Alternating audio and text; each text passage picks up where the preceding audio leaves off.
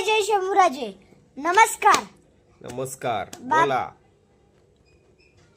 बाबा एक सांगू का, आपलं नागपूर म्हणजे लयच भारी शहर आहे ना. काय झालं आज अचानक? शाळेत काय शिकवलं वाटतं नागपूर विषयी? हो ना, टीचर सांगत होते की नागपूर भारताच्या मधोमध येतं. 0 माईल पण आपल्याकडेच आहे. अगदी बरोबर आहे.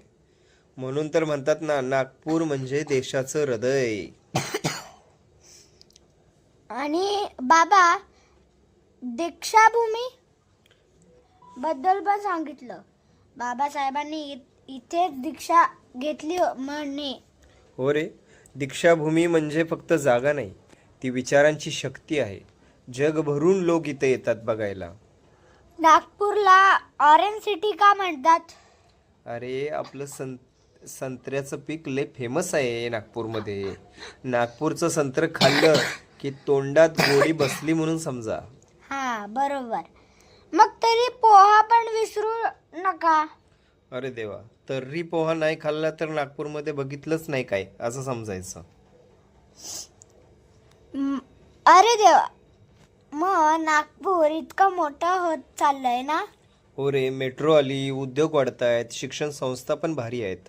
आपलं शहर पुढं जाते बाळा. ना मग आपल्याला अभिमान वाटला पाहिजे ना. लईच अभिमान वाटला पाहिजे. नागपूरची माणसं साधी, सरळ आणि मनानं मोठी असतात बाळा. मग मी मोठा झाल्यावर नागपूरसाठी काहीतरी करणार. शाबास, असंच बोल. आपलं शहर वाढलं तर आपण सगळे वाढतो बाळा. मग बाबा आपण कधी नागपूरला फिरायला जाऊया का? लवकरच. आधी तरी पोहा खाऊ, मग दीक्षाभूमी आणि शेवटी सेमिनरी हिल्स.